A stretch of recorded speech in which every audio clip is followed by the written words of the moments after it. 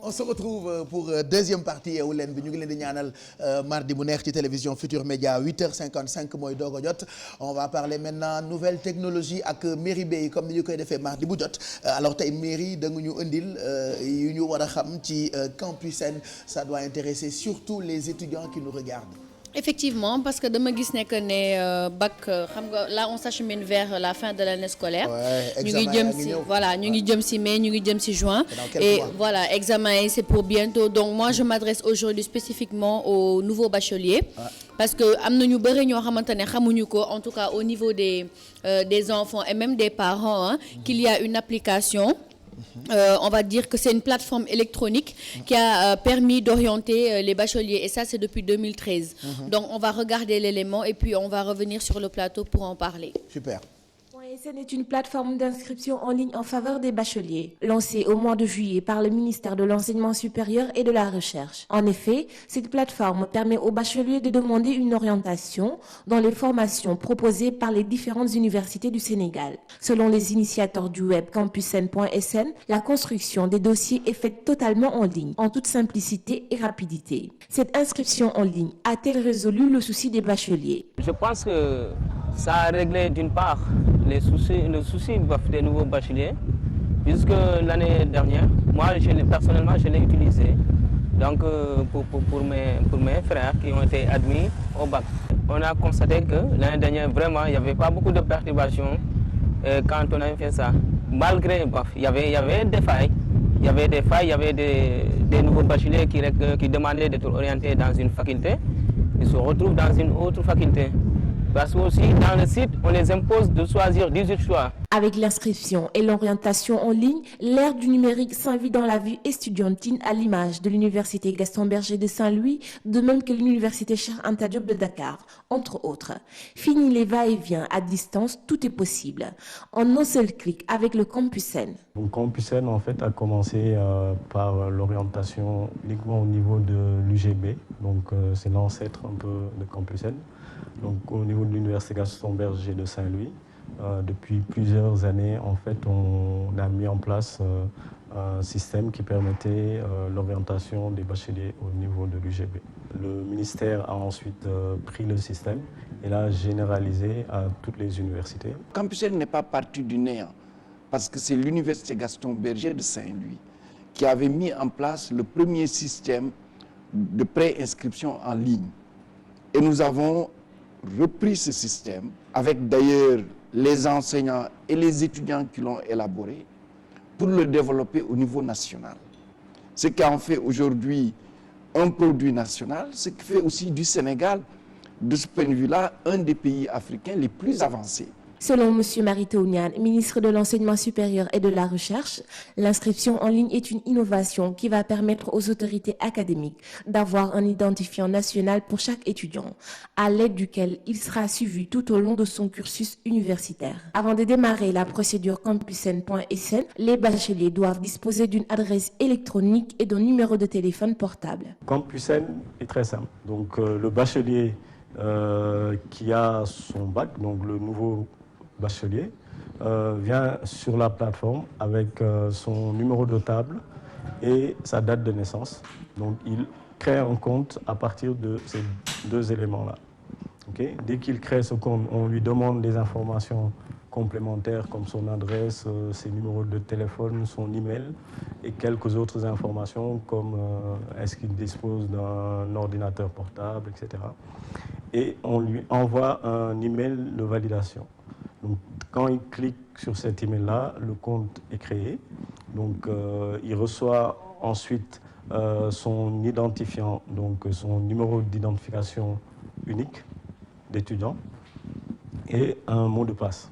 Donc, à partir de ces deux informations-là, il revient sur Campus N et il finalise sa demande d'orientation.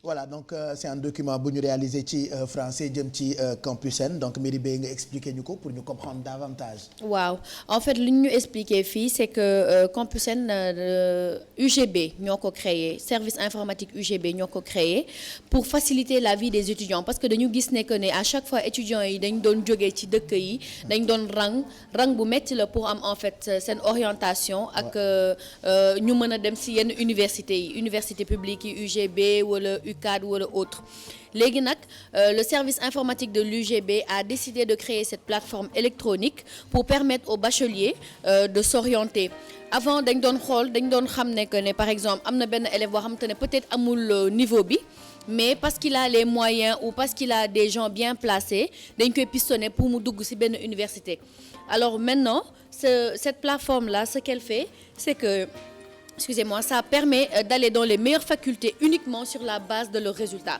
C'est-à-dire yow boo amee d'excellents résultats, tu peux dans ton inscription parce que wane nañ ko sànq benn tutoriel ñu ngay inscrire.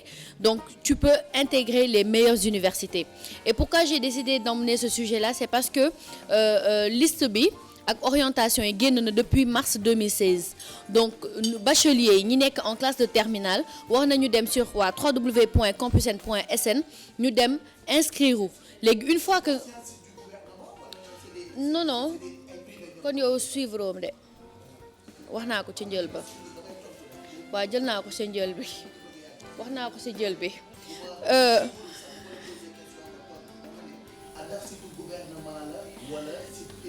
comme ni ma ko waxee au début c'est une application et que suivre au début mauvais élève oui comme on le merci Bijou comme on le dit c'est une plateforme qui a été créée par le service informatique de l'UGB Université Gaston Berger waaw ñoom ñoo ko créé en fait pour faciliter la vie des étudiants non gouvernement bi dañ ci dugal seen loxo mais à la base c'est l'UGB qui en est l'auteur donc affaire yi dañu jox en fait à chaque université le droit d'avoir une commission interne et de prendre le nombre d'étudiants qui correspond à leur capacité d'accueil. Donc université bu nekk da nga am capacité d'accueil donc à partir de ça da ngay am benn commission boo xamante ne ni yow di nga mën a ils vont décider en fait du nombre d'élèves qu'ils vont accueillir. Mais lu ñu gis c'est que ces temps-ci dafa xaw a am problème parce que y a des étudiants qui ont été orientés mais ba léegi dugguñu université amuñu université en fait bu lay orienté il y a même eu il y a 1 an ou 2 ans passés des problèmes yoo xamante ne ni des étudiants qui devaient être orientés vers l'UCAD ou l'UGB dañ leen mujj orientés vers les instituts privés et ça avait créé un grand tollé parce que ñoom dañu ne amuñu lu ñuy fayee ñoom ils préfèrent aller au public alors que public bi dafa fees parce que la nouvelle politique du gouvernement c'est de wàññi étudiants yu nekk dans les universités comme UCAD parce que nee nañ dafa bëri étudiants les étudiants vivent les uns sur les autres te loolu seen politique bi c'est pour wàññi ko donc loolu ça avait créé un grand problème parce que ñooñu seen parents yi peut-être amuñu moyen yu ñu leen yóbbu à l'université privée te université privée da ngay fay. ramener une précision gouvernement bi su la yóbbu dans l'université privée moom mooy fay mais dañuy fay jusqu'à la licence. c'est ça le problème parce que après ba licence. mais après tu es obligé soit de payer pour ton master ou de t'arrêter. c'est ça le problème et c'est ça qui avait créé des problèmes. c'est ça qui parce que ñoom dañuy bëgg di eggali seen et voilà c'est logique et c'est ça en fait le grand problème avec Campus N. am na ñoo xamante ne ni ba léegi il y a des étudiants qui se plaignent et qui disent que ñoom du ñu demati ci site bi parce que da ngay wut sa orientation nga am sa bac war a dem il y a plus de place. c'est ça loolu là est-ce que c'est une obligation d'aller sur le site pour ñu orienter la ci benn. non c'est pas forcément une obligation mais boo gisee ñu créer plateforme électronique bi. c'est pour faciliter. En fait le déplacement parce que rang yi da ngay xëy suba yendu def rang pour mën a am sa orientation génn donc léegi dañ ko bëgg a électroniser def ko ba mu rapide nga xam ne yow da ngay en amont da ngay def comme France da ngay def en amont sa inscription inscrire def sa yëpp boo demee ba am sa bac voilà sous réserve du bac boo demee ba am sa bac nag nga ñëw si sa inscription nga confirmer que ne tu as eu le bac et que tu t'es bien inscrit pour que sa orientation génn. voilà donc tey loolu laa indiloon suñu bachelier ak futurs étudiants yi pour que ñu bàyyi ci xel bu baax et que aussi la précision encore les listes sont sorties depuis le 26 mars 2016. Voilà, je pense que c'est très intéressant Campus N pour surtout étudiants yi c'est plus facile booy toog sa kër am sa internet def sa ay inscription tout ce qui s'ensuit c'est-à-dire c'est tellement facile ak domaine yëpp nekkul ci jàng bi rek ci domaine yëpp booy jënd sax léegi boo amee possibilité def ko sur internet sur place mooy li gën quoi. Merci beaucoup Merry Beye Diouf ci loolu nous restons ci élèves yi ak seen jàng yi ñu ngi fii ak waa école supérieure des techniques de gestion ESTG alors ñu ngi leen di nuyu bienvenue ngeen ñëw pour wax ñu ci programme bu ngeen di amal collecte de dons et de sensibilisation pour la journée des talibés alors suba mooy journée des talibés d'abord vous êtes des étudiants lan moo tax ngeen bëgg a bokk ci combat wu jàppale talibés yi. Bonjour tout d'abord bonjour monsieur Diallo bonjour à vos collègues moi c'est Massamba Mbaye président du bureau des étudiants de l'ESTG. Je suis accompagné aujourd'hui par mademoiselle Gisèle Thérèse Faye et mademoiselle Boudielka. Nous avons décidé d'initier cette activité parce que ces enfants sont dans la rue et cela nous touche beaucoup parce qu'à chaque fois, chaque matin, en venant à l'école, nous les rencontrons dans les rues. Nous avons vu à quel point ils sont vulnérables et il y a beaucoup de dangers dans les rues de Dakar et leur place n'est pas là-bas. D'accord. Et demain, ce sera la journée nationale du talibé qui a été commencée à être célébrée depuis 2003. Nous, on s'est inspiré de cette journée pour essayer de voir quelles solutions apporter.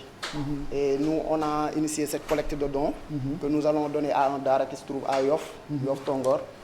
Et nous allons le donner, pas pour continuer à encourager la mendicité, mais pour encourager le maître coranique à mieux retenir les enfants. Oui, parce qu'on a visité le Dara et le maître coranique lui nous a expliqué carrément qu'il ne laisse pas sortir les enfants. En fait, les heures de repas, les enfants vont juste aux alentours du quartier et après ils vont revenir continuer à étudier. D'accord. C'est un Dara qui se trouve aux alentours de votre école, c'est ça? Non, le Dara c'est à Yoff Tongor parce que nous ne voulions pas donner à n'importe quelle école coranique parce qu'il y avait des critères déjà de ne pas faire mendier les enfants. C'est pourquoi on a choisi ce Dara. D'accord. Alors c'est qui donne? C'est les élèves, c'est les professeurs, c'est les parents d'élèves, comment ça se passe? Déjà nous avions commencé par nous-mêmes. Les étudiants ont commencé à donner leurs dons. D'accord. Les professeurs aussi ont participé. Et jeudi passé, nous étions descendus sur le terrain. Nous étions deux groupes. Il y avait un groupe qui était parti sur la VDN. L'autre groupe était parti sur les deux voies de Sacré-Cœur. Nous avions rencontré des personnes, les entreprises qui sont sur la VDN. Nous avons discuté avec eux parce que nous ne voulions pas seulement collecter des dons, mais on voulait aussi discuter avec ces personnes, que eux aussi ils nous proposent des solutions. Et il y a beaucoup de solutions que nous avons. Que ces personnes nous ont proposé, notamment l'application de la loi, de l'article 245 du Code pénal, qui a été voté, qui a été promulgué par le président Wade, mais il n'y a pas eu de suite. Le président Macky Sall aussi avait dit qu'il allait suivre cet article, mais jusqu'à présent, rien n'est fait.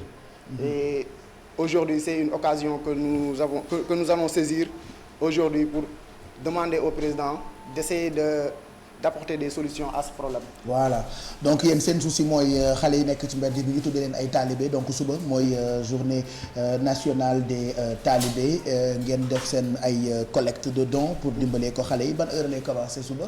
Il y aura un point de presse d'abord à l'école qui sera couvert par Migui Maram Ndiaye et à 15h nous allons faire une caravane et nous allons aller apporter les dons à Yoff.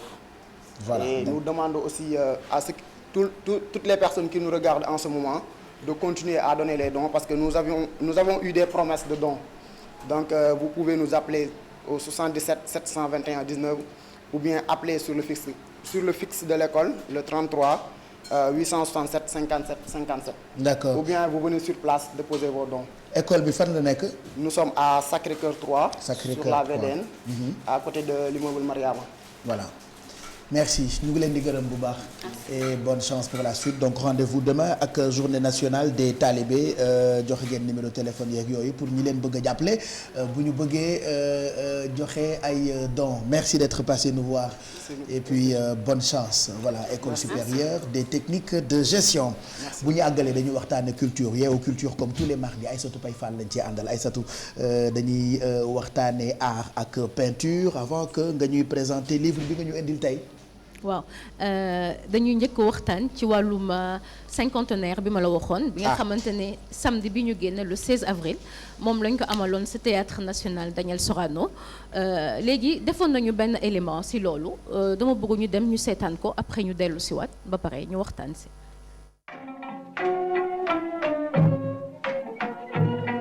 am na tey juróom fukki at gannaaw bu ñu màggalee fii ci Ndakaaru ak gox yu bëri ci réew mi.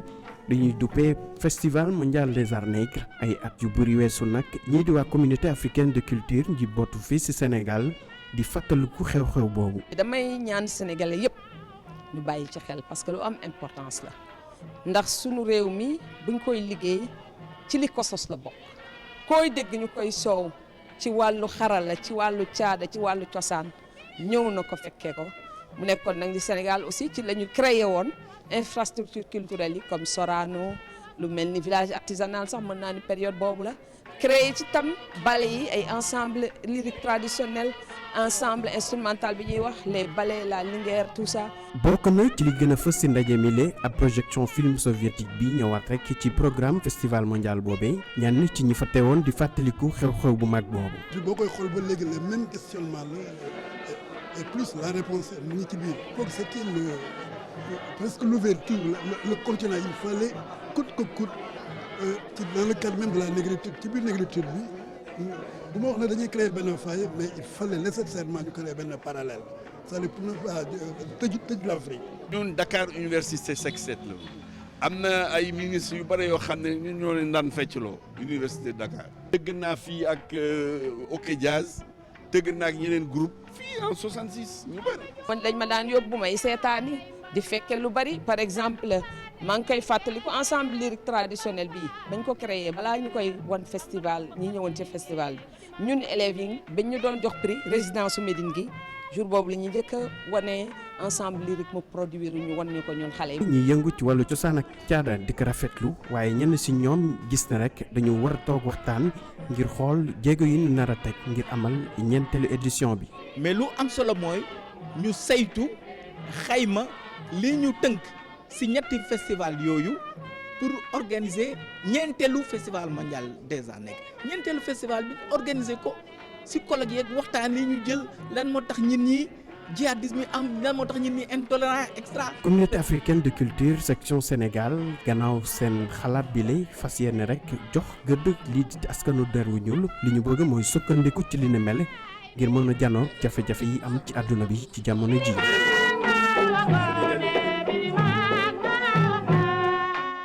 Festival mondial des arts nègres bokkoon na ci événement culturel yi gën a mag ci continent bi bu ñu fàttalikoo au début des années 60 bi ñu koy initié fii ci Sénégal à chaque fois ñu organiser waan ko day nekk événement national la preuve quand maître Abdoulaye Wade initié waatoon ko ça a été un événement mondial. Ouais, tout à fait mais balaa loolu damay jaajëfal Ibou Diouf mi nga xam ne moo demoon ci cérémonie bi. léegi en fait lan mooy intérêt ñu commémorer 50e anniversaire u festival des arts nègres. ñi ko organisé dañu gis ne lu ci ëpp c'est dans l'imaginaire des Sénégalais.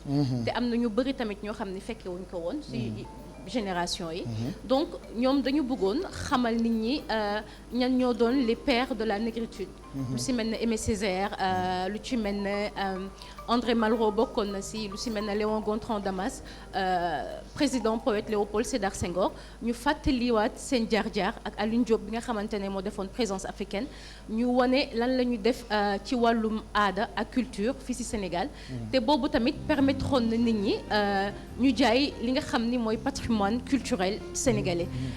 te ginnaaw loolu tamit dañ ko def en prélude un colloque boo xamante ne su ma juumulee dina am ci mois de novembre 2016 le 8 9 et 10 novembre incha allah te bu boobaa it dina am ay manifestations yu bëri yoo xamante ne dina am ay Tambacounda Ziguinchor Dakar Thiès donc mu nekk loo xamante ne lu am solo la loo xamante ne war nañ ko fàttaliku te am na sax ñoo xamante ne nee nañu dañu war a def bilan wu ñetti Fesman yi ba nga xamante ne ñu mun préparer bu boobaa 4e édition bi bu boobaa ñu gën a fësalaat li nga xamante ne mooy culture sénégalaise à travers le monde. Voilà donc festival mondial des arts nègres à chaque fois bu ñu ko defaan day am ay hymnes yu bëri yoo xamante ni dañ koy créer Ablaye Ndiaye Cosaan on se rappelle moom moo njëkkoon a woy hymne festival mondial des arts nègres il vit toujours mu ngi Thiès on pense à lui ñu ngi xalaat tamit d'autres artistes yoo xamante ni ñu ngi nekkoon théâtre national Daniel Sorano comme on dit souvent chef d'état bu mës a nekk ci bopp réew mi yaay nekk protecteur des arts et des lettres donc lu am solo nga waxtaane ko jëm ci festival mondial des arts nègres alors ma bëgg si yokku lenn rek lu ndaw mooy ne bu boobaa invité de marque lay am mu nekk le Nigérian Wole Soyinka mi nga xamante ne amoon na prix Nobel littérature en 1986 waaw ndeysaan bu weesoo loolu livre bi nga ñuy présenté tey mooy Afrotopia voilà bu Felwine Sarr ça parle de quoi ce livre Felwine Sarr Felwine nag benn essai la def muy wax maanaam ci wàllum développement fii ci Afrique voilà donc Felwine moom bokkul si afro-pessimiste yi dafa gëm ne am nañu ressources yi am nañu moyens yi nga xamante ne Afrique mën na taxawal boppam ñu génn si yenn cliché yu yàgg yi nga xamante ne si livre bi ni mu ko waxee tubaab yi coloniser nañu suñu ay mentalité ba nga xam ne même si suñu wàllum ay infrastructure suñu wàllum doxalin muy ci aada muy ci politique sociale am na lu bëri loo xamante ne buñ ko sukkandikoo ñun si li ñu moom Afrique dina mën a dem dina mën a taxaw ba nga xamante ne lu si mel ne yenn concept yi ñuy wax émergence développement croissance économique loolu yëpp Felwine li mu wax ci essai bi mooy ne ay termes tubaab la concept tubaab la yoo xamante ne ñun am nañu aada ak cosaan ak loo xam ne ñoo ko moomal suñu bopp ba buñ si sukkandikoo dinañu mën wax développement ci wàllum Afrotopia voilà moom dafa gëm ne moom Afrique mën na dem moom si afro optimiste yi laa koy boole donc courant afro-pessimisme bi moom nekku ci c'est un mot qui existe déjà Afrotopia wala Afrotopia defe naa ne moom moo ko tuddee man maa ngi koy doog a dégg moo ko tuddee livre Afrotopia waaw utopie bi ici afro je pense que c'est afro-utopie mooy ne gëm ne am na loo xam ne ñun moomal nañ ko suñu bopp te mën nañu demal suñu bopp bu ñu jógee bu baax suñu bopp c'est cool c'est un livre donc c'est un livre boo xam ne nag je pense que ñëpp war nañ ko lire fu mu toll nii voilà et que dig ma ko may déedéet bii moom duma la ko may tay da nga xewal lu ma la ñaan nga bañ mais jox naa la li may jox ba pare tay une bibliothèque waaw mais tamit bàyyi bu ma la ñaanee ngay bañ yow tamit ci kanam nit ñi sagal ma sax may ma da ngay may man damay ñaan kay may ma t'es pas bien doo ma xool xool naa waaw da ngay may man damay ñaan kay may ma may naa la bon Alfi bruit lan la Alfi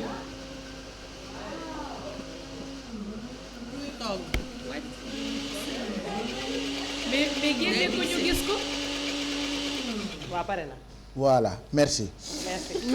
ñu ñëw ci agenda culturel allez agenda culturel waaw.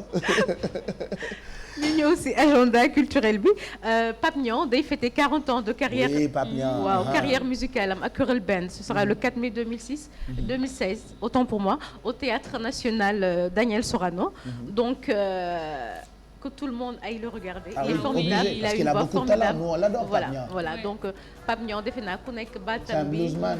ban wayam ban nga fàttaliku. Adja Xaar Mbay Ajaratu Xaar Mbay li ngay woy neex na lool et puis am na beneen tamit bu mu reprendre en café un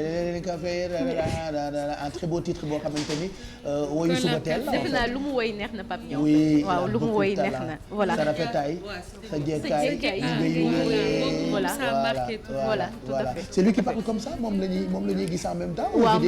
vidéo am defe naa lay teg nii su ma juumulee. donc pour célébrer 40 ans qu'est-ce qui est prévu. Voilà, donc il va faire, je pense que c'est un concert au Théâtre National Daniel Sorano, le 4 mai 2016, Inch'Allah. te moom dafa am concept bu mu teg dafa gëm ne handicap warul nekk frein pour je veux dire les personnes handicapées war nañu mun liggéey war nañu mun amal dara seen bopp. moom li muy xeex mooy handicapé yi nga xamante ne muy waaye ki nga xam ne tànkam baaxum loxoom wala bëtam que ñu toog di yalwaan donc dafa bëgg handicapé yi ku nekk daal ñu jéem la jàppale ba nga am loo xam ne yow yaa ko moomal sa bopp. Voilà, je pense qu'on peut écouter un bout de cette chanson Pape Niang comme ça ñu mën a préparer 40 ans wami bokk na ci date yu am solo par rapport ak agenda culturel bi on l'écoute un peu. Formation bu baax solidarité ñu mënal suñu bopp.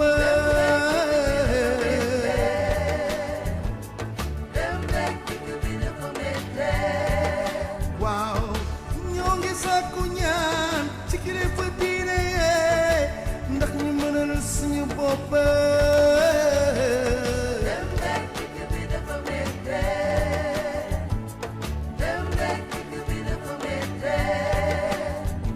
njiitu réew mi maa ngi lay ñaan nga jàppale ñu ñun handicapé yi ñu mënal suñu bopp.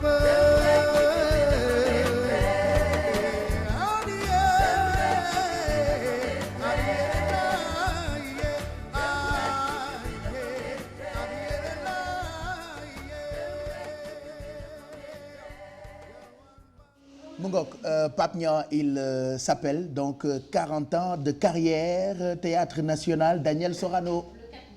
Super. D'accord léegi ñu dellu si biennale bi 12e édition biennale bi nga xamante ne léegi ñu ngi koy waaj a dëgmal du 3 mai au 2 juin donc thème bi la cité dans le jour bleu la ren ji gare ferroviaire nag bu la ñuy defal bu Dakar la ñuy taxawalee village des arts boobu. fu mu nekk nii nag dafa mel na lépp pare na. lu ci mel na musée Théodore Monod place du souvenir africain. yooyu yëpp ay endroit yoo xamante ne dañ ko jël pour fësal lii di biennale bi. te dañ si profiter itam pour célébrer Léopold Sédar Senghor. ndax day tombé nag commémoration 50e anniversaire au festival mondial des arts nègres bi.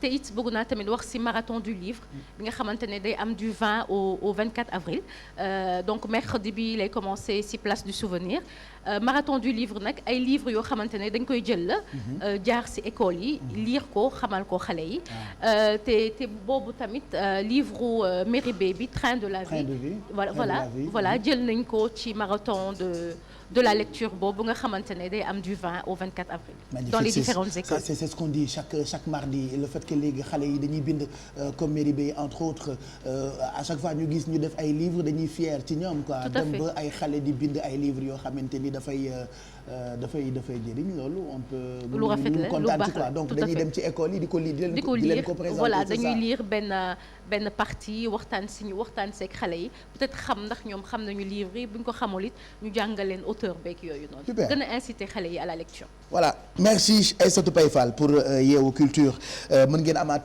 replay bi ci YouTube bi /TFM on va parler maintenant mode ak Mado mais surtout ci góor ñi am lu ñu xewal ci continent bi yëpp sax laay wax tuddee ko Kiba c'est un peu ce que je porte mooy li ma sol nii.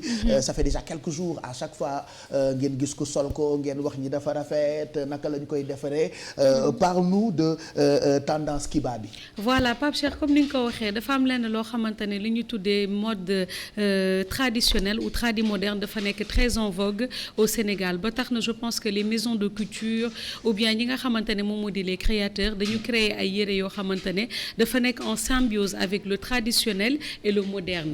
ba tax na ñu am benn yére boo xamante ne dafa xew torop ñu tuddee ko Kiba mu nekk benn style boo xamante ne vraiment boo xoolee di nga ci gis sa bopp côté traditionnel comme di nga ci gis sa bopp côté moderne. mu mel ni costume ni ñu jël travailler ko ba nga xamante ne daf lay jox benn style boo xamante ne daf lay fàttali sax tuuti Sabadoor waaye comme ni ñu koy waxee rek Pape Cheikh tungu ne du teew ñuy nataal ba tax na ñi nga xamante ne ñoom ñooy concepteur u Kiba yooyu nga xamante ne moom nga sol tey moom la sol tey moom nañu dalal ci plateau bi moom nag mu tudd Bathie Dioum mu expliquer ñu exactement c'est quoi cette nouvelle tendance qui est très glamour et qui va excessivement ou extrêmement bien aux hommes Pape Cheikh ñu dem.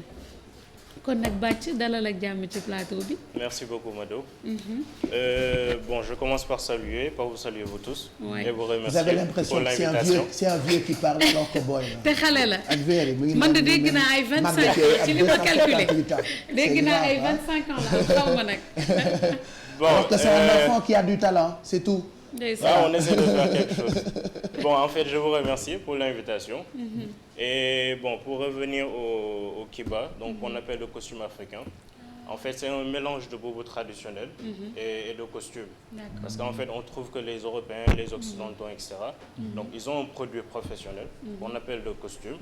Donc nous aussi, les Africains, pourquoi pas nos présidents, nos chefs d'État, les bureaucrates et même les chefs d'entreprise pourront mettre le kiba, par exemple, en Europe lors des séminaires, des rendez-vous, etc. Par exemple, aujourd'hui, ce que porte Pape Cheikh, c'est une autre version du kiba. Donc, c'est à peu près quelque chose pour les événements et tout. Les gens peuvent mettre ça, ça change un peu et ça sort de l'originalité. En gros, c'est ça. Ok, donc am na lenn aussi loo xamante ne sànq y a quelqu'un qui m'a interpellé quand on parlait du kiba est-ce que dafay laaj benn matière spécifique boo xamante ne moom nañ ko war a defee tissu choix wu tissu bi c'est très important parce que dafa mel ni costume donc tissu costume dafa am yoo xamante ne c'est spécifique ban la ci wala n'importe quel tissu en fait boo xoolee kiba disons comme on dit c'est un produit professionnel donc on travaille sur du super 100. D'accord. Donc le super 100 c'est un produit qu'on utilise pour les costumes. Donc, mais c'est possible aussi de le faire en bazin ou en d'autres tissus. Par exemple, pour les événements, les mariages, etc., on le fait en jacquard ou en brocart. Et pour, par exemple, aller travailler, etc., on peut le faire en super 100, super 140, du gabardine. C'est le type de tissu qu'on utilise pour les costumes. D'accord. Man bu ma desaatee tuuti ci kiba comme ni ma ko gisee parce que vous c'est par rapport ak seen morphologie Pape Cheikh il a la taille normale yow tamit mais est-ce que le kiba est adapté à tout type de morphologie surtout pour góor yi parce que am na ñoo am yaram. Voilà parce que yéen da ngeen ko solee c'est bien porté. Mais est-ce que borom biir bu rëy wala naka sa dul noonu moom itam mën na sol kiba. Non mais moi non mais question que vous me posez c'est très très important. Et aujourd'hui ça me permet me mën a répondre sur ça. Voilà parce que boo gisee costume da ngay gis ko comme ku ngay wax ko am surcharge pondérale. Exactement voilà ku am surcharge pondérale mën na ko sol. Donc comme ku mel ni man comme man on dit que je suis svelte bon ku mel ni Pape Cheikh disons taille normale là mën na ko sol. Donc l'avantage du kiba mooy nous quand on a créé le kiba donc on a créé un progiciel. Donc progiciel boobu ça nous permet de aujourd'hui bu ñu jëlee mesure Pape Cheikh on prend des mesures nettes comme que ñëw costume. Mais si on le met sur nos données, donc ça nous sort par exemple Pape Cheikh c'est un jeune. Donc dafay bëgg kiba boo xam ne du rëy trop du tuuti. Day nekk sur mesure quoi carrément. Day nekk voilà sur mesure lay nekk. D'accord. Donc ça dépend. Donc si c'est une personnalité, du bëgg peut-être mu serré trop comme bu Pape Cheikh di sol. Wala mu am ventre bëgg na bu ventre bi etc. Donc nous l'avantage qu'on a mooy on a trois types de styles. Donc on a le kiba slim, on a le kiba normal et on a le kiba large.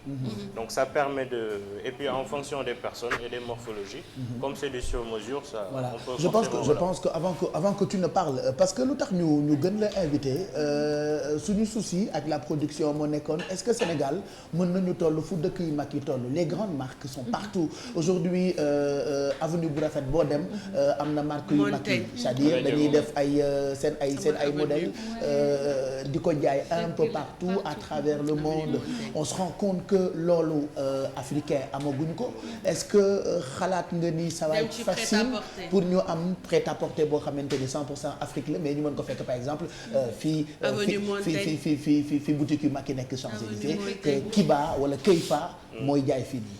En fait actuellement nous on a plusieurs partenariats.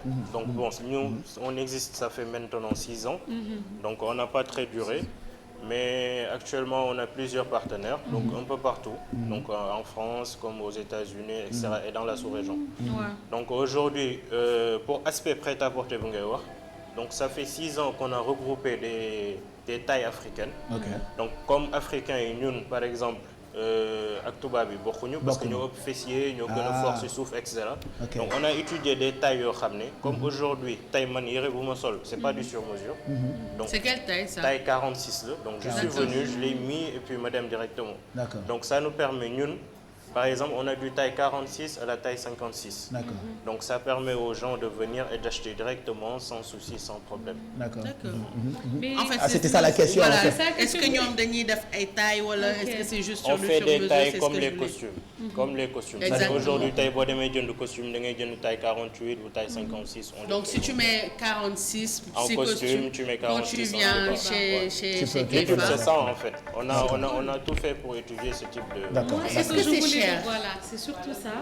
Bon, côté qualité-prix, on est très abordable. D'accord. Franchement, parce qu'on travaille sur des matières... Rapport qualité-prix bi. Voilà, rapport qualité-prix, on est très abordable. On est très abordable. Pape Cheikh man lu ma ko bëgg laaj mooy par rapport parce que Pape Cheikh dafa am lu am importance lu muy wax chaque fois mu ne tubaab yi genre ñoom dofuñu dañuy ñëw xool lu baax si ñun ñu jël ko exploité ko. maintenant yéen est-ce que seen am ngeen ay modèles yoo xamante ni c'est destiné aux blancs et éventuellement yéen seen modèles yi ak style bi est-ce que protégé ngeen ko parce que loolu moo leen di permettre ëllëg si bi ñoom bu ñu demee ba bëgg ko adopter ñu bañ ko mën a reproduire textuellement. En fait, déjà, il faut que j'explique parce que souvent les gens voient Kefa et le Kiba et ils ne savent pas ce qui est derrière. Parce que nous, quand on a démarré, on est une marque labellisée. Donc, on a protégé la marque. Donc, ça, c'est quelque chose. Quand on a créé le Kiba aussi, on l'a protégé. Donc, aujourd'hui, bon, c'est vrai qu'on est au Sénégal, tu ne peux pas poursuivre tout le monde, etc. Bon, on laisse passer. Mais par exemple, si on voit quelqu'un, il fait des copies et que c'est à un niveau extrême, là, on est en droit de le poursuivre parce que c'est quelque chose de protégé. Okay. Voilà. Donc, ça, et puis, on a... Par rapport au Kiba, excuse-moi, dama ko bëggoon laaj parce que xam nga bu ma référé tuuti ci style Mao, il y a des femmes yoo xamante ne vraiment elles aiment bien mettre les tenues yi góor yi di sol. Est-ce que le Kiba existe pour les femmes? Effectivement, le Kiba existe pour les femmes. Okay. Mais en fait, le concept, comme c'est un produit à la base pour hommes, okay. Donc on ne voulait pas, par exemple, il y a des femmes qui aiment mettre des tenues hommes. Oui. Donc nous, ce qu'on a cherché, c'est on a tiré l'aspect du Kiba, mais ça n'a rien à voir avec le Kiba homme. D'accord. Donc par exemple, man, par exemple, bu ma amoon jabar mën naa sol Kiba, sama jabar sol Kiba, ñu ànd. Quand on nous voit, dañuy xam ne am na trait, mais c'est pas du même type de tenue. Exactement. Voilà, exactement. D'accord. Et puis on a vu que bëri na ci ay dëkk Afrique yoo xamante ni yéen a ngi dem di présenter seen ay créa et tout ce qui s'ensuit. Quels sont les projets, surtout ci wàllu mode? En fait, aujourd'hui, bon, on est, disons qu'actuellement, Kefa, on est semi-industriel. Donc, on tend carrément sur l'industrialisation. Carrément, quoi. Voilà, et avoir des franchises un peu partout. Voilà. Donc là, déjà, en Afrique, on a beaucoup d'appui parce qu'on a même des clients présidents. Oui, j'ai vu Guillaume Soro, si je ne me trompe. Voilà, donc il y a beaucoup de personnalités, même au Nigeria, un peu partout. Mais donc les gens apprécient. Ça c'est une fierté. Ça c'est une fierté. Loolu c'est vrai que débat la woon tey ci suba. Kiba, moi j'ai dit aux filles l'idéal est nga boole ko ak des chaussures de ville. Mais yan type parce que y en a qui veulent le mettre en style comme par exemple Marrakech xam nga yow bi nga sol ak bi Pape Cheikh sol am na différence bu mu sol xëcc na tuuti ci yére olof bu la neexee est-ce que mën nga ko sol ak Marrakech wala impérativement il faut nga sol ko ay mocassin. En fait nous ce qu'on conseille c'est pas que dañuy dénigrer babouche. Mais aujourd'hui le Kiba on pense que c'est un produit boo xam ne waruñu ko sol ak babouche. C'est-à-dire en week-end peut-être boo bëggee relax et cetera mu nga sol ak ay sandales ak babouche mais pour aller travailler mu nga sol mocassin wala slippers ou bien même des chaussures classiques. Parce que surtout nos super publicitaires c'est des chaussures classiques. C'est comme si nga def sa costume cravate boole ci ay Marrakech. Loolu dina pop d'ailleurs doo ko def non ay masque je voulais juste poser une question. Bon, c'était deux questions mais Mado a posé la première. D'où vient l'appellation Kiba?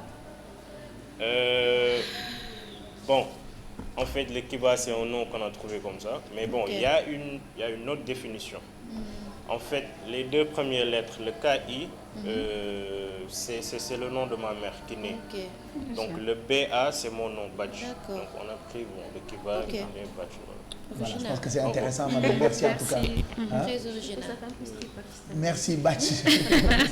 Donc merci comme ni ngeen ko gisee rek c'est en ce moment ce qui est tendance yére yi nga xamante ni góor yi dañ koy sol mu jox leen ay style boo xamante ne dañu am une belle allure une belle posture très classe très chic comme ni ko Pape Cheikh Solé ak sunu invité bi alors faites-vous plaisir, aimez-vous et votre beauté apparaîtra. Ben voilà, très intéressant. Vous avez le droit. Merci beaucoup Bathie, ñu ngi lay gërëm bu baax. Merci d'être passé nous voir. Je rappelle que adresse, numéro de téléphone et tout ce qui s'ensuit di ngeen ko am ci biir émission bi. Ça vous permettra ngeen woo ko pour ngeen mën a am modèle bi wala moom bi mu def. On a vu que beaucoup de stars sont habillés par cette marque, entre autres Wally Seck. Il y a même des chefs d'État yoo xamante ni ils s'habillent Keifa. Loolu mënuñu lu dul am fierté ci xale bu mel comme moom. Voilà, et Ricardo, le mari de Alfie, s'habille Keifa. Merci Bath. ñu ngi lay gërëm bu baax. Merci d'être passé nous voir. Bonne journée. Voilà. Allez, on poursuit 9h35 balaa Leïcha du ñu rejoindre ci plateau bi. Je pense qu'on peut enchaîner directement ak Alfec li mu ñu indil Charlotte Fraise. En même temps dinañu recevoir keneen koo xam ne itam dafa ñëw wax ñu ci événement boo xamante ni je pense que ñu ngi ko tuddee Sénégal Days si je ne me trompe mu ngi am ci États-Unis donc bu ñëwee ñu wax ci en attendant ñu àndandoo ak Beurre Sofia comme moom la Alfie di toggee.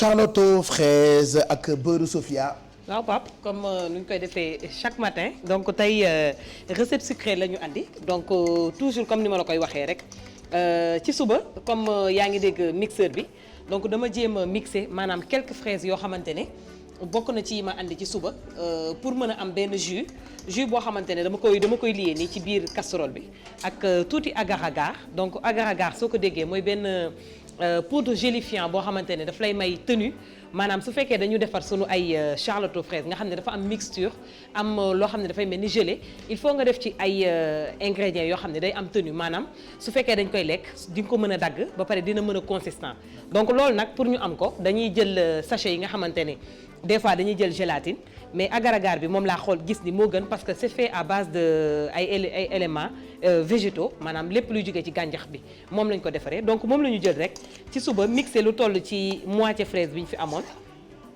def ko ci casserole bi parce que genre éléments yu mel nii il faut mu am lu tàng maanaam il faut nga tàngal ko moo tax ma jël jus fraise bi donc def ci benn sachet agar-agar tàngal ko pour nga xamante ne suñ ko dugalee ci frigo bi dinañu am tenue donc entre autres li ma fi am ci plan de travail mooy ay biscuits à la cuillère maanaam biscuit boudoir yi nga xamante ne fu ñu dem ci commerce bi dinañ ko am donc suñu xoolee ci fond wu tamit moule bi dama jël tuuti fraise ak restant biscuit yi moom tam def ko ci biir pour suñ koy lekk mu mën a am maanaam mu bañ a liquide trop beneen partie fraise bi tamit ma jël ko maanaam mélanger ko ci saladier bi ginnaaw bi ma ko daggatee mën naa continuer yi stop avant que off di ko jël donc daggat ko ba mu sew pour mën ci def tuuti sucre glace parce que à la base charlotte aux fraises soo ko déggee mooy fraises yu ñu mixé def ci crème liquide maanaam def ko ci ay biscuit boudoir pour mën ko déguster donc pour mu am tuuti texture dañuy jël yenn ci partie fraise yi bàyyi ko noonu maanaam bàyyi ko nature pour mu bañ a nekk ay jus café donc dama jël moitié bi def ci tuuti sucre glace mën naa ko ci def donc jël maanaam beneen moitié bi nga xamante ne moom laa mixé mën nañ ci def tuuti crème fraîche parce que moom mooy dagg tuuti maanaam mooy couper acidité fraise bi nga xamante ne moom la fraise di faral di am wala ñu def ci citron donc mën naa jël tuuti ci crème fraîche bi donc dolli ko ci biir maanaam jus fraise bi ma defar tuuti rek soxlawul muy bëri ah lu toll mën na nekk ci ñetti kuddu yu mag ah parce que daf ñuy permettre suñ koy déguster mu bañ a acide maanaam mu bañ a forox torop suñu gémmiñ donc gis nga rouge bi dafay xaw a maanaam dafay xaw a joxe genre saumon donc jëlaat tamit benn fraise bi def ci sucre glace donc mën nañu commencer montage bi nga xamante ne moom mooy composé charlotte aux fraises bi juste rappeler que comme ni ma ko waxee ci suba fraise dafa bëri variété am na plus de 600 variétés fraises maa ngi ko doon wax sànq donc ñun bi ñu fi am moom la ñu gis nii ci marché bi donc moom la ñu andi donc mën nañu jël moitié bi def ko ci maanaam ci fond moule bi jël moitié maanaam fraise bi nga xamante ne moom la ñu daggat donc ñëw sotti day paxe ñëw def ko waaw mën na rond wala mën na ovale mën na carré waaw dafa paxe donc tey au lieu de moule bu xóot nee na lu xóot waaw bi dafa pour lépp mën cee xaj waaw donc au lieu ma jël moule rond nga xamante ne. mais à condition nga am moule bu baax quoi bu mën a def yooyu nga ci wër-wërle noonu. waaw mooy biscuit boudoir yi ma la expliqué. léegi pour changer quand même ci toujours charlotte fraise yi ñuy gis dafay rond donc moo tax ñu jël moule cake bi pour mën a am boo xamante ni. dafa rectangle. donc mën nañu jëlaat maanaam base fraise bi ñu mixé terminé ko maanaam terminé nii ci kaw avant ñu koy dugal yépp au frais parce que dañ ko war a dugal ci frigo bi. bu génnee dafa war a am tenue maanaam dafay war a jàpp comme ni ngay déguster sa gâteau maanaam gélifiant bi ma la wax sànq moo lay may texture boobu mu tudd agar agar suñu def soo demee ci grande surface yi foo ko laajte rek dinañ la ko wan donc fraise bi moom lii moo ci jot a des parce que li fi nekkoon yëpp coppati nañ ko pap donc moo tax affaire bi xaw a. xanaa ma coppataan la. du man de. donc nii lañ koy dugalee nii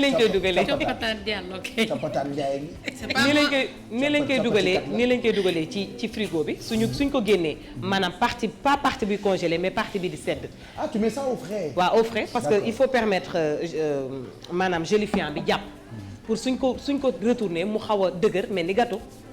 donc loolu comme ni ma la ko expliqué sànq agar-agar bi moo la koy may. donc agar-agar boobu day mel ni sa yooyu ngay utiliser pour mu mel ni gélatine. gélatine la mais gélatine xam nga li ñuy wax ni ci ay animaux lañ koy defaree. c'est pas halal. am na yoo xam ne xalaal la sax mais su fekkee da ngay togg yoo xamante ne genre fruit te odeur gélatine bi dafay xaw a présent. moo tax ñu jël tey agar-agar nga xamante ne. c'est le même principe gélatine animale bi gélatine végétale la maanaam bii ci gàncax bi lañ ko defaree. donc on va def yëpp ci frigo bi pap ci kanamee le temps que yeewu leen di pare j'espère que dina jàpp parce que mi ngi nii di commencer di dëgg.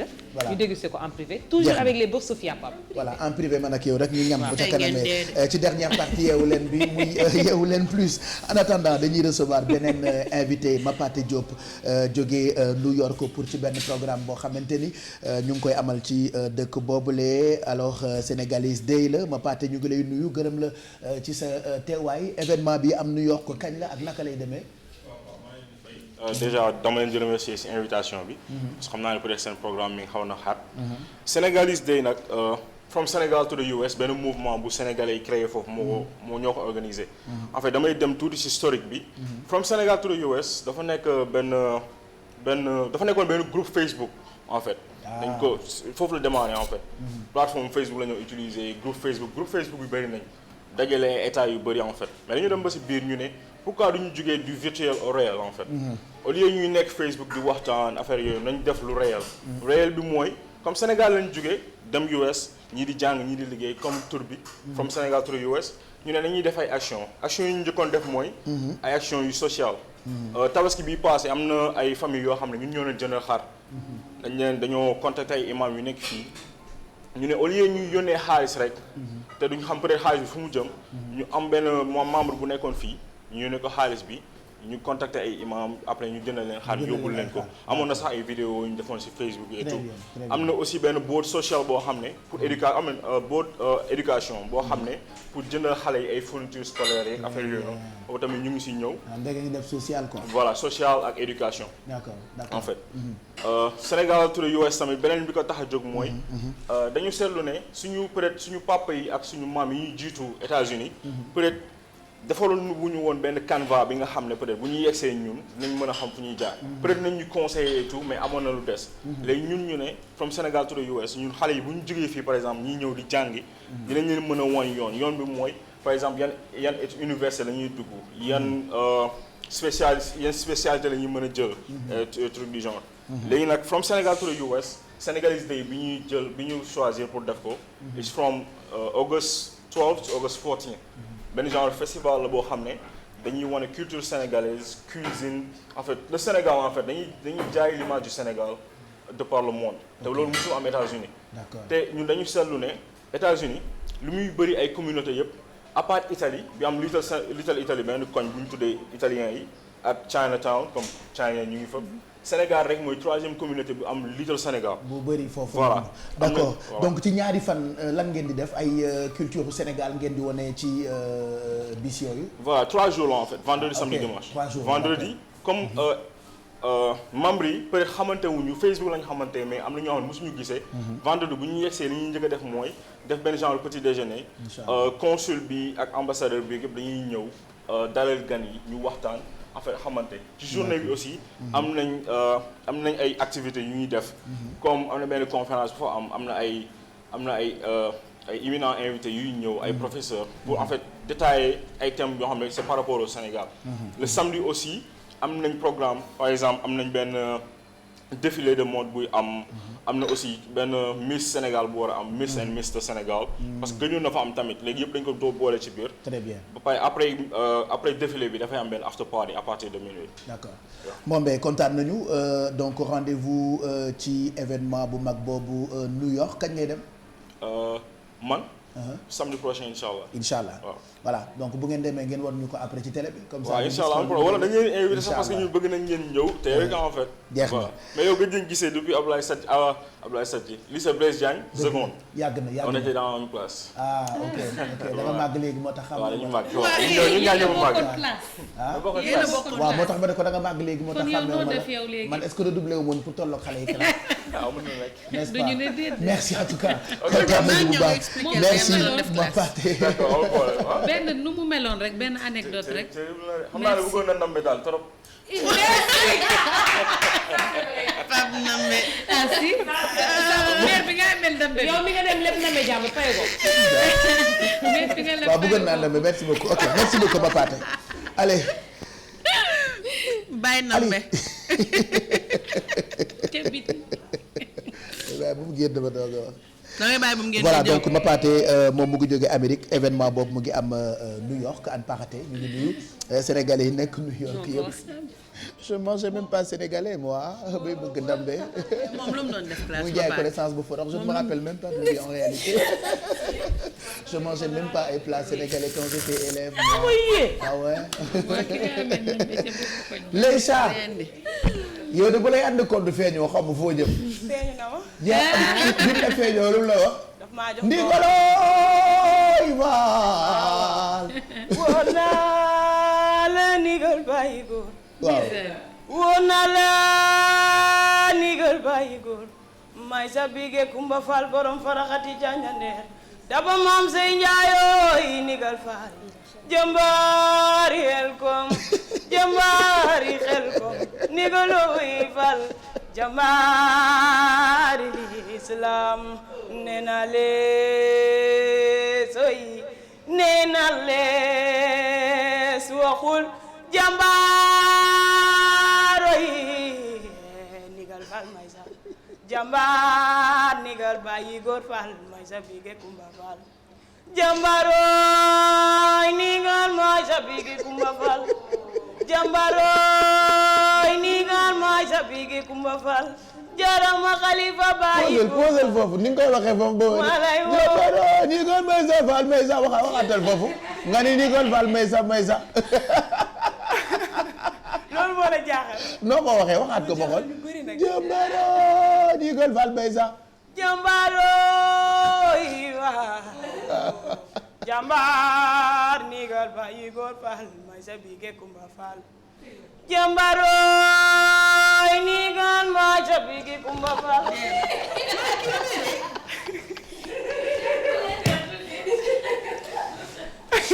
waxaatal loolu maa ngi jooy jambaroy nigal may sa bige Kumba Fall jarama Khalifa bayi góor Fall léegi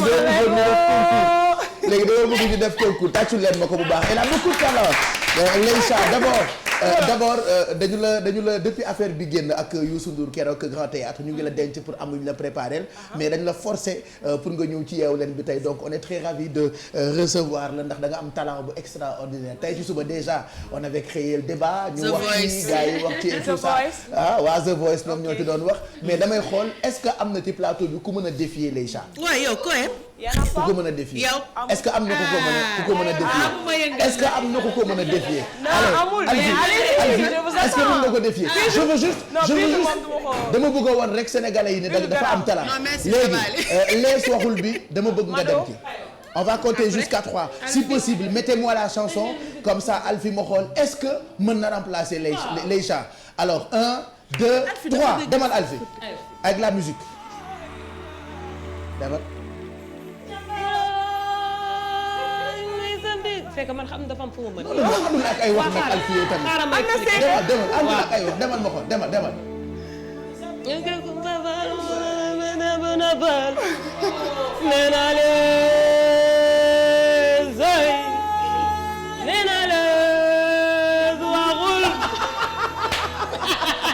On reprend. Maintenant, on va voir avec Mado. Est-ce que mën nga défier les chats? Demal ma xool. Mettez la musique, elle va essayer. Essayons. Allez, musique pour Mado. wala lu ñu la misaan nga daal di koy gëm dindi lu weesu demal.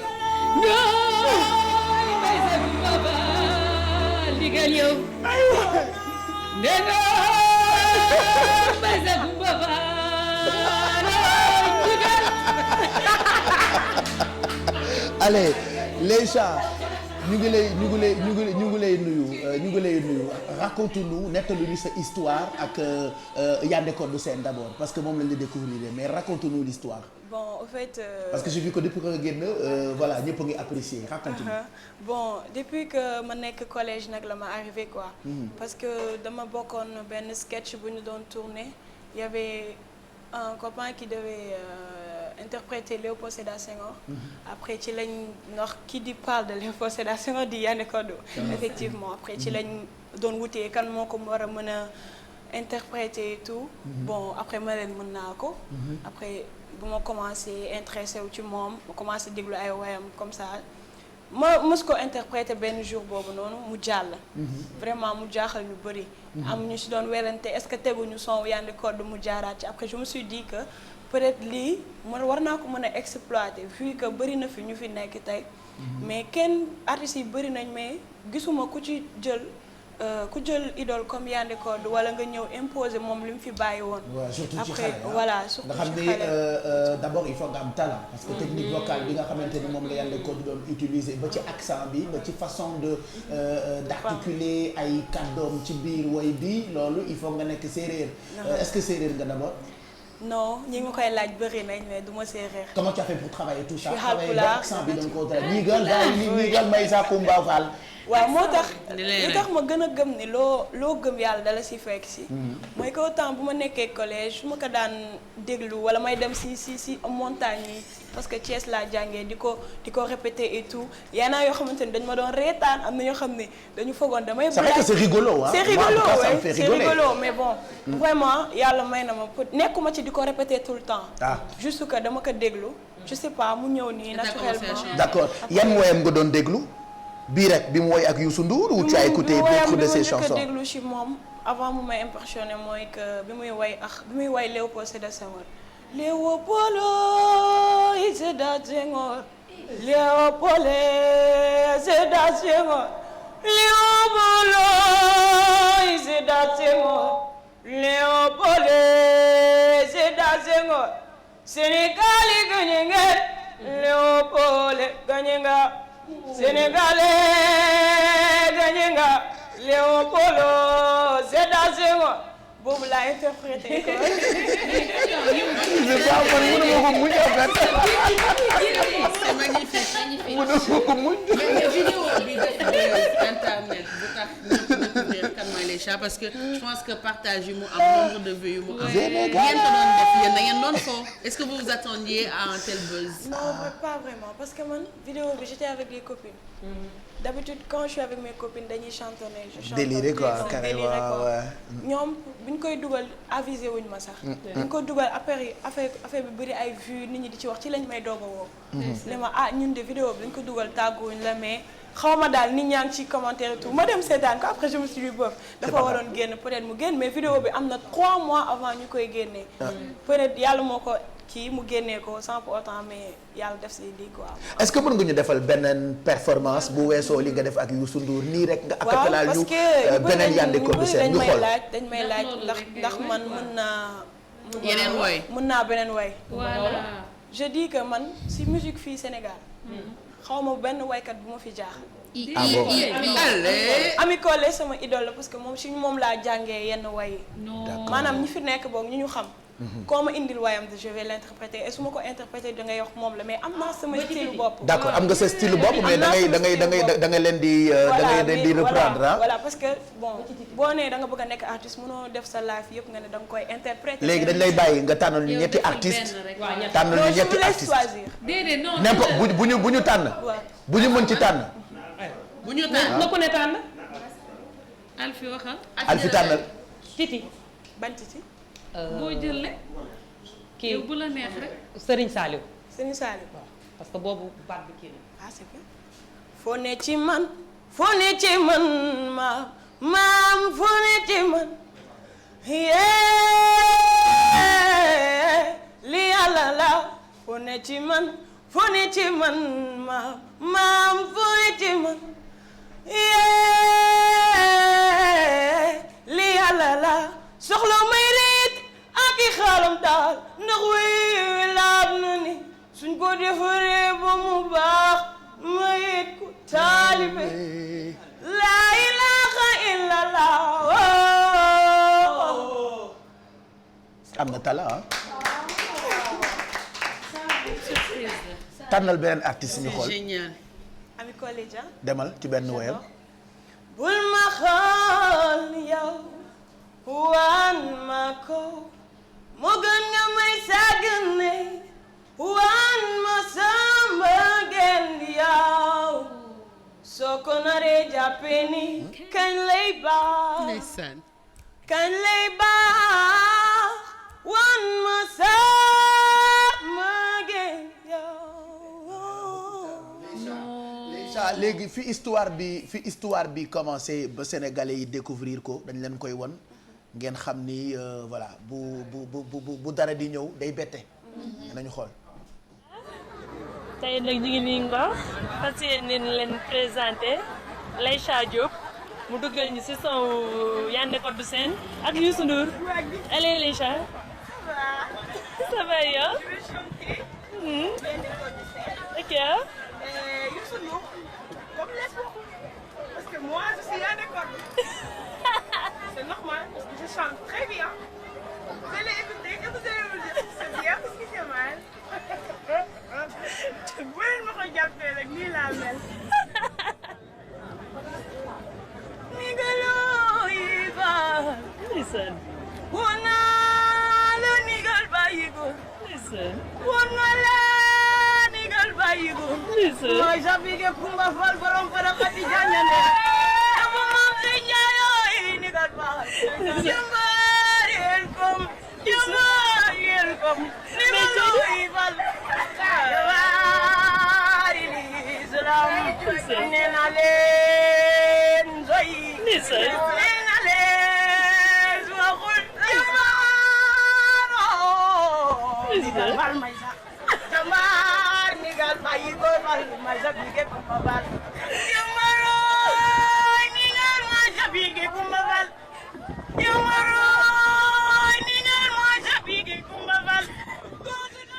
alors fii la affaire bi commencé ñaataat nga am Laycha.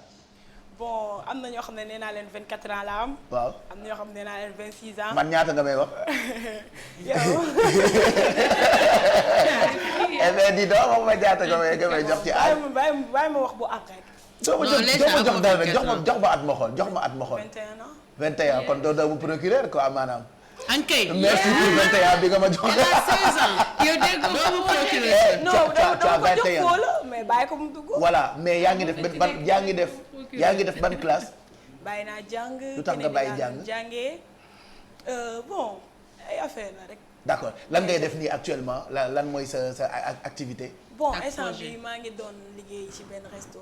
d'accord comme caissière. ok en même temps nekkoon naa serveuse aussi. après bon xaalis bi dugg tuuti ma bàyyi. lan mooy projet yi.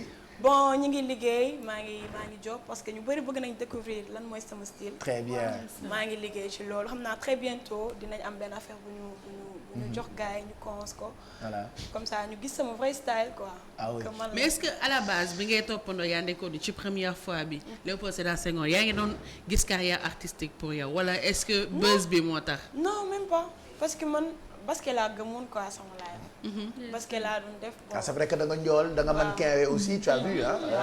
oui dama mën quinze. waaw da nga mën quinze. non. mais Pape Cheikh moom dama dégg dafa mën lépp. ah da nga mën a lépp moom dafa mën lépp dama ko dégg. yow lay saa mi neex la def pour nga retaan loolu il faut nga neex. mais moom dégg naa dafa. ku neex la dafa neex ku neex pour ma nee man il faut nga neex. waaw waaw may ñu benn balaa ngay may ñu benn rek waaw. dama lay may ñetti paa yi doon concours nodd rek. demal boobu xam na moo def bës. sinon yeneen yi dafa fort. bon waaw paa yi dañoo ñëw ñu war a nodd quoi ku war a jiite jàkka ji. sa jàkka dañ ko inauguré bu bees. mu am bambara am géwél am naar. léegi nag bon naar bi lañ njëkk a woo ñu ne ko waaw Abdoulaye exil yow yaay naar bi yow yaa war a nodd Abdoulaye daal di exil. xam na moom yàlla naar yi yàlla da leen may accent ñu am arabe pare dégg ko. Abdallah ñëw. Allahu akbar Allahu akbar. Allahu akbar Allahu akbar. gars yi daanu leer.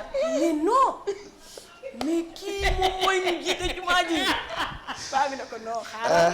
na ñaar yi des ci ginnaaw. léegi ñu ne géwél bi bon tu te prépares. yow yaay ñëw mbay ne nam ñu ne ko yaa war a dugg si de. mbay daal di taxaw daal di dem si coulisses yi ne kii moo ma gën a jàng. gën ma am accent arabe.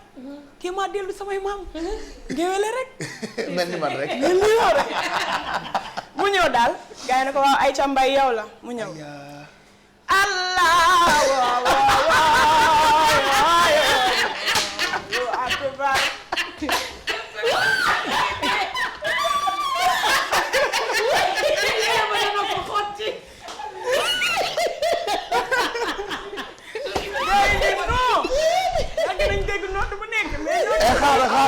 xaaral te xam naa géew bi daa mel ni man ma ngay def ay façon Allah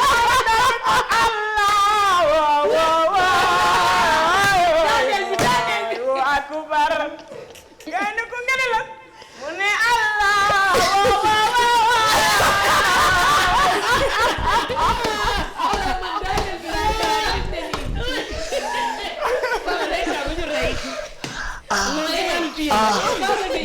man ku ma ree ba jooy da ngaa neex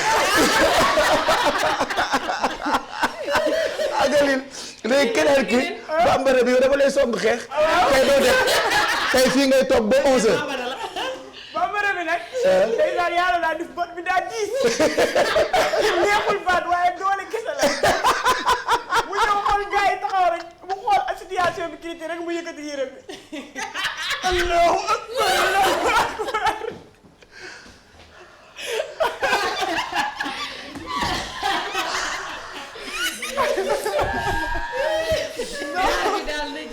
comme que daal amul baay mu ñëw rek yëkkati loxo bi xam ne doole ji ñëpp ko ragal mu ne Allahu akbar Allahu akbar gars yi ko yaay ñoddu ndax doole jee bare. kan moo mën a àggali émission bi. uy ma waaye nga ni géwél man géwél bee ma daaneel géwél bi mu ñëwee moom bi mu ñëwee lu mu def nga ni géwél bi.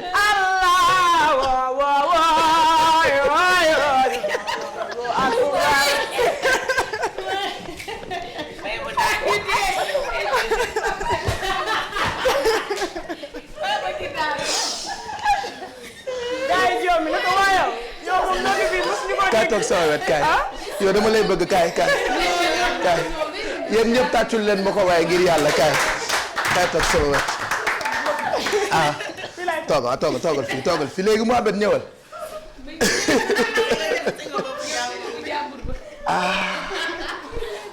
oui yaay yooyu yow nga ni géwél bi lu mu wax bi muy noonu lan la wax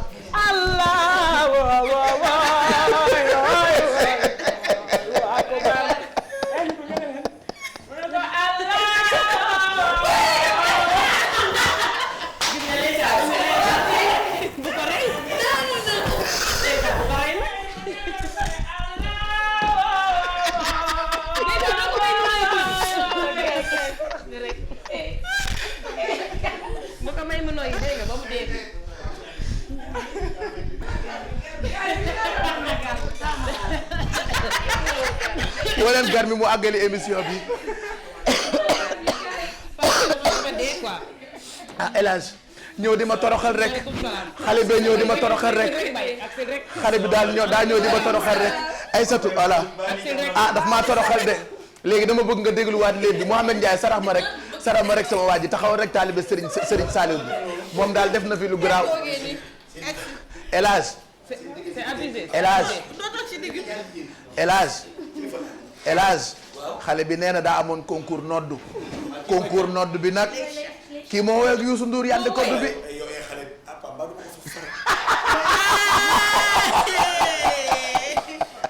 El Hadj léegi nee na léegi dama bëgg nga déglu ko nettalil gan mi léeb bi ni mu demee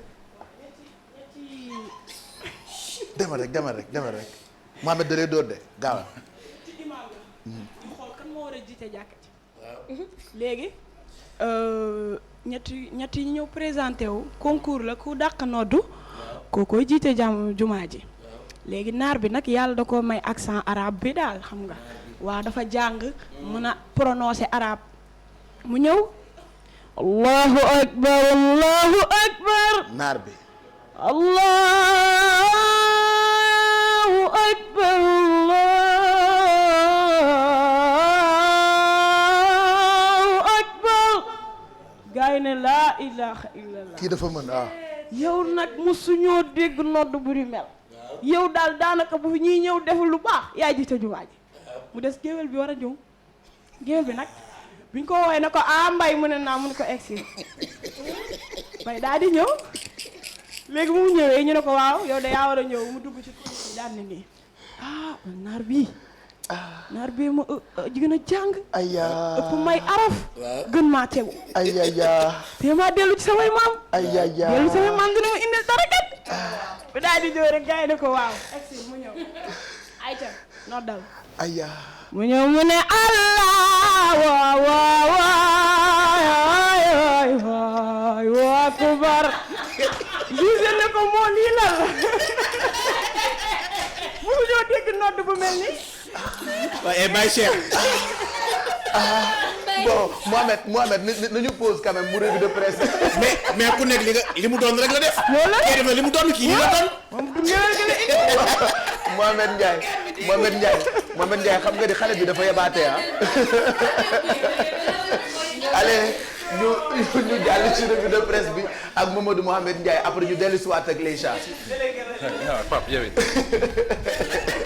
dama rek mbay waaw kon géwél nu muy revue de presse kon alors ko et bu dee géwél mooy revue de presse nu muy revue de presse jërë ngeen jëf waaw nag ay xeexaw Sénégal yi ñu la demee mbay na biir tey dama koy yóbbaale yow sama kër ngay fanaan di tey dañuy dem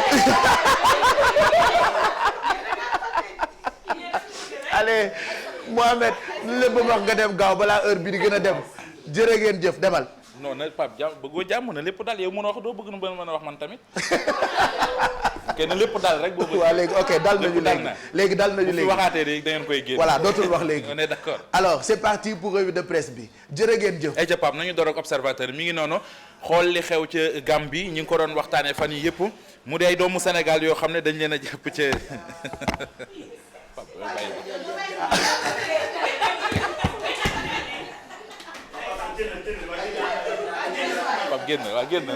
génn ayca léegi garmi ayca ba ma tonton garmi ba ma mbay jërëjëf non na géwéle Leysa na ngéwéle jërë ngeen jëf bu ngéwéle ma ngoog ñu doon observateur ñu ubbeek observateur delluwaat ci am na lu xewoon ci diwaanu Gambie mu di ay doomu Sénégal yoo xam ne dañ leen a jàpp foofu observateur xëy ci dellu si waat tey ji lañu leen waroon a jugé ci réew bu Gambie yéenekaay bi nee nañu dàq nañu ko ba alxames bii di ñëw maanaam ginnaaw suba ca la leen di àtte leneen loolu it yéenekaay bi di observateur xëy nañu ko wax mu di daal jamono ji nga xam ne moom lañ leen jàppee village bañ leen jàppee jot nañ leen faa final ñoom ñetti doomu Sénégal yooyu ay kaddu yi ambassadeur Saliou Ndiaye ambassadeur u Sénégal ca Gambie muy wax daal ne ñoom donte sax diplomatie mayu ko muy wax ci mbir meek fan la toll muy situation bi mais li leer ba leer mooy ñoo ngi déggante ak ñoom la ñu nekk kon umpule leen la Sénégal xëy ci dellu siwaat ci doomu Sénégal yi ñu téye ca Gambie ak waa Banjul ak ni ñu ciy doxalee bu tayee ñu ne lii la bu subaa ñu ne lëlee la waroon leen a atte démb ñu ne dañ koy dàq ba alxames yéenekaay bi gis ci yooyu boo xam ne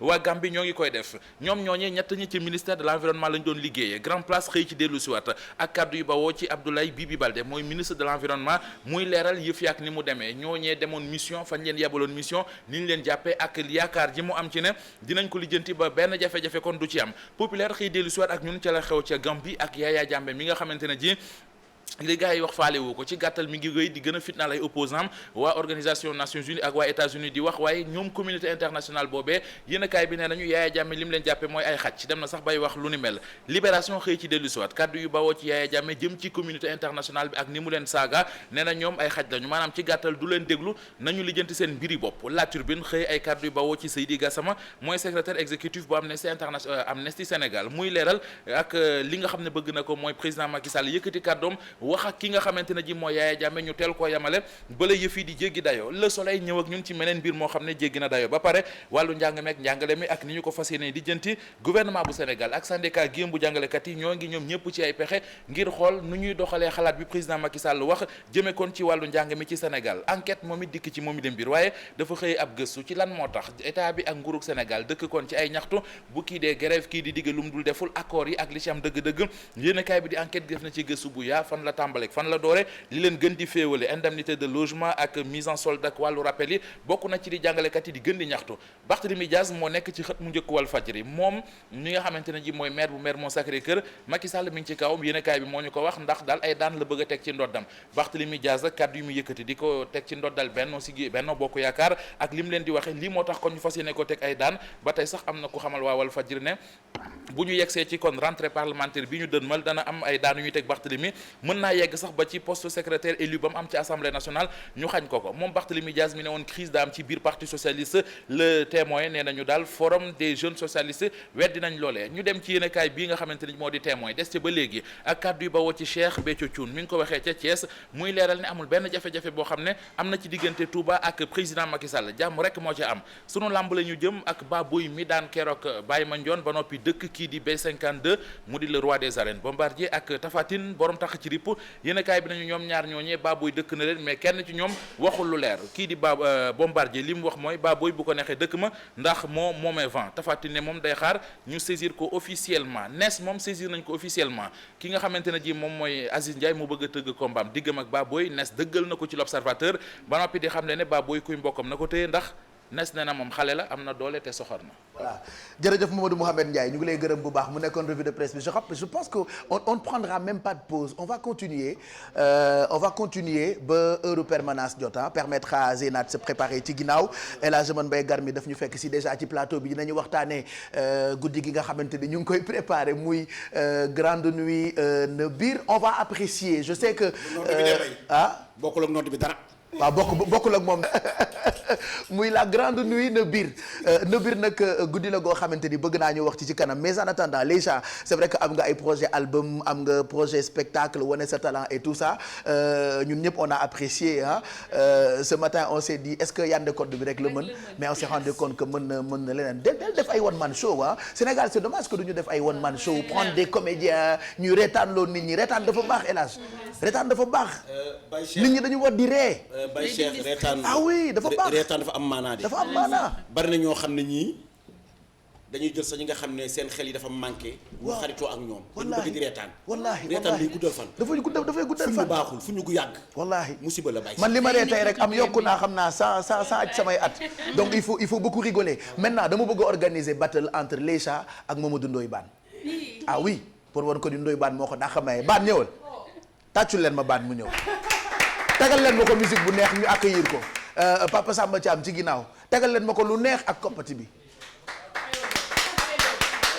battle lépp ñëwal Ndoye Bane balaa wareef am nañu temps Eva Tra ngi tocc mi koog diw pour wareef léegi ñëwal toogal nii rek yow toogal nii voilà xale bi daf ñoo rey léegi dama bëgg nga rey ko fayul lu fi def noonu. lépp na fi lu doy waar sax. man nag sa Pape. man samay lépp dafa militaire de. waaw dama rek ñu xool ndax mën nga. ay léebu militaire déjà sa koppati bi rek dafa militaire. waaw man sa Mouhamed tamit day ci Mohamed ñëwal waaye xajoo fi. waaw ñëwal. récréation waa xanaa télé bi Youssou moomu ko. yow nee nga Sinoa yee ko moom kay baax nañ ci teg rek. ayca léegi candidat bu njëkk bi Mamadou Ndoye Bane demal. dafa am benn kaar waa ji dugg ci kaar bi toog xale bu jigéen bi dugg seeg rek ak cekkat xam nga xale yi rek ñuy nekkee ci kaar bi rek. Mado ak may mën a géey xale bu góor bi ñëw ni ko waa mais amoo foo toog kaay ma uuf la. kaay ma uuf la. ku mel ni yow rek xam nga Sénégal réewum teraanga la dama lay teral kaay ma uuf la. xale bu jigéen bi ni ko non garawal bàyyil ma taxaw rek garaw amul problème mun ko non du ma seetaan loolu il faut ma uuf la. xale bi jigéen bi ni ko d'accord waa uuf ma xale bi waa ji uuf ko jékki-jékki rek ndaw si am lu muy sentir nañ mi ngi jóg mun ko yow xanaa ndaw si ni ko yow xanaa mécanicien nga munu ko déedéet doo mun ko mécanicien laa noo def boo xam ko mun ko mais yaa ngi may kirig waaw ndaw si du doon jóg kirig bi di yëkkati pono yi avertiroon naa leen ne la man militaire laa de. mais dañu fàtte rek. mais lu ngeen di beneen rek ñu gaaw. non yow Lecha gagné na la yow Lecha gagné na la. Pape mag yéegu ma de mën naa dem. toogal mbay. yow Lecha gagné na la. pourtant avertir na leen de. léegi abal ko micro. allez Mohamed demal ma xool. bu fi gis kenn.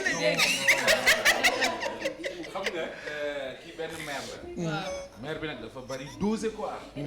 xam nga dugg ci bus bi rek gis gars yi kenn ku nekk tegale sa yor sa journal quoi tegale say. bàyyi leen kaar yi.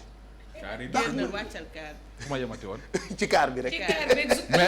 merci beaucoup maire bi gis gars yi kenn ku nekk quoi matin bi noonu xam nga ku nekk da ngay jël sa kii xam nga di xool actualité bi pour xam li xew. ku nekk jënd sa journal rek tegale say tànk di lire quoi maire bi romb jaaykat journal ne ko sama doom jox ma benn. jàngul de ñu xoolal ñu jox ko benn mu juutal journal bi. yaay Fatou ba tali la tudd. oui ma papa rek da ngay bàyyi.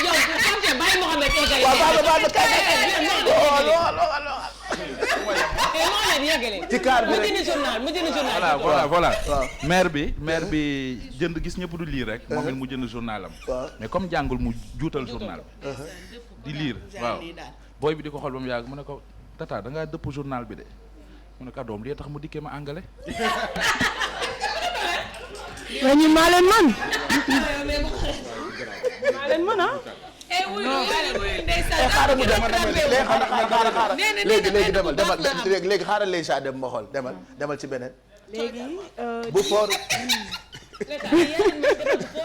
benn kii la benn góor jigéen mu daal di dugg ci kaar bi. mu ne kaar bi ñëw mu ne ko. wàcc leen kaar yi. pardon. xoolal apprenti. mu daal di dugg toog gars yi di laaj paas mu ñëw ne ko apprenti. apprenti mu ne waa mais ne ko croise-moi Kër Massar. waaj ne ko doo wax waxu góor am ay croisement Kër Massar mu ne ko chauffeur. mu ne ko waaw yow laay waxal waay mu ne ko chauffeur. mais ce apprenti bi il me manque. suba bi ne ko nii. waaw mais bàyyil jàmbur waay nii la mën a waxee. rek kii góor jigéen bi daal di tourné mu ne ko nii. aywa sama monnaie la soxla mu ne ko sa monnaie. yow mën a wax waxu góor mu ne ko ok. mu ne ko apprenti. apprenti. mu ne ko apprenti. quand même mais si xanaa góore na.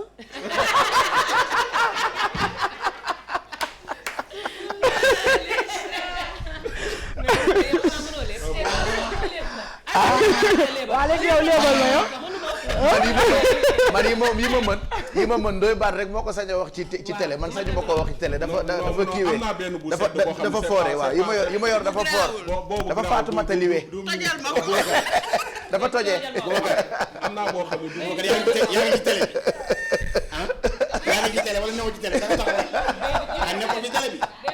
oui on finit ak Ndoye Bane ayca. gis nga dafa am benn sàcc bi day sàcc ba dugg ci benn kër. fekk fa benn mère bu màgget feebar ñu lalal ko matlaam ci diggu kër gi mu tëdd ak benn bool.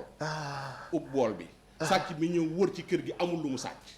kër ga amul dara maanaam lu mu sàcc mu génn nag mer di kaas ni mais kër goo xam ne amul dara loo fi sàcc wër naa bale sax bu ma yóbbu awma ko mu tourné gis benn maire bu feebar tëdd ubbi benn boolam mu ni ko xaaral maire bi feebar laay naan fondem ba mu jeex jël ubbi bool bi rek xoolu rek den naan maire daal di yeewu dégg ni muy tegee bool bi am lu ni karak rek maire bi yeewu rek laal bool bi xool daal ne ko naan sama yuut yi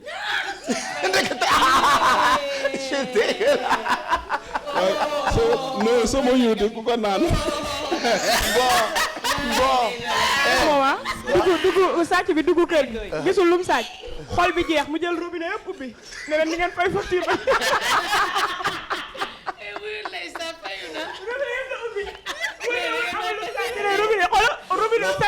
loolu bàyyi seet dal na ma maag Sali Bigué ca Paris danoo dem Bercy nu dalal nu hôtel bi rek bu ko xoolee 160 euros lay fay par jour nu génn Sali Bigué ne Karim nan fay lamp yi ma ne ko yow loo ci fay on a payé 160 Sali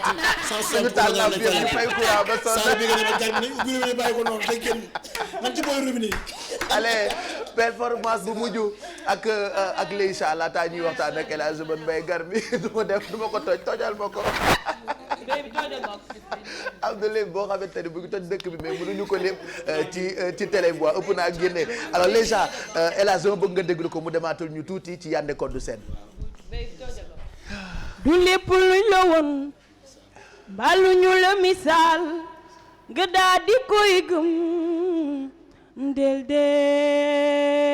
dégloo lu weesu déedéet ni nga looy baal woo naa la nigal bàyyi góor woo naa la nigal bàyyi góor maay sa bige kumba faal borom faraxa di janjandeer daba maam sey njaay nigal faal jambaari el kom jambaari xel kom ndigalu way fal jambaari l'islam nena lees oy nena lees waxul jaarama ndigal bayi góor jaarama yooy njembeer mi fal jambaroy ni la ngo di mel fal jambaroy ni la ngo di mel fal góor su dune baay Abdu ma wañ na fal may sa bige kumba fal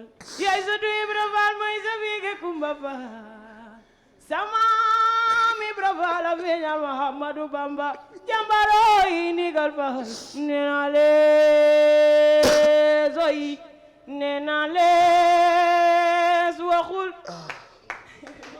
Bravo. En tout cas, on lui souhaite bonne chance. On te souhaite bonne chance. Waaw. Vraiment sama yaay daf ma jàppale. Sama papa mi ngi ba Fuuta. Très bien. mais day bind ay texte di ma ko yónnee. comprendre nga di ma jàppale. ànd ak sama rakk Abi Fall. sama rakk la ñoo ànd. waaw moom ñoom sama famille yàlla defal na ma sama waa kër ñoo ma njëkk a gëm. vraiment. ma bëgg musique sama papa amul sax arrière pensée ne ma si tu veux la musique vas-y fais la musique. ça c'est rare. voilà ok loolu la ma remercier sama yaay bu baax sama yaay Dieynaba Tall. nee na comme sama maam maa ngi koy remercier depuis Paris maa ngi koy remercier bu bëri. nee na ko moo jur sa yaay. waaw mooy sama maam. yow man sa nijaay laa kon. waaw sama nijaay. Laurent sa nijaay sama xarita. ah oui kii ci famille bi la bokk ça je savais pas que doomu ne comme moo la jur sa maam suñu yaay la jigéen bu baax la. voilà Laurent sa nijaay sama xarit la ñoom ñëpp samay mbokk lañu ben kontaan nañu on te souhaite bonne chance en tout cas pour li ci des. merci beaucoup. voilà voilà. d'accord. On t'a à l'œil, n'est-ce pas? Voilà. Merci. Rien, merci allez. beaucoup. waaw uyu leen ko doxal tuuti doxen ni waaw ma xool sama doom la sax yu tam waaw sama doom ji laaw la cat sama waaw ndoy baane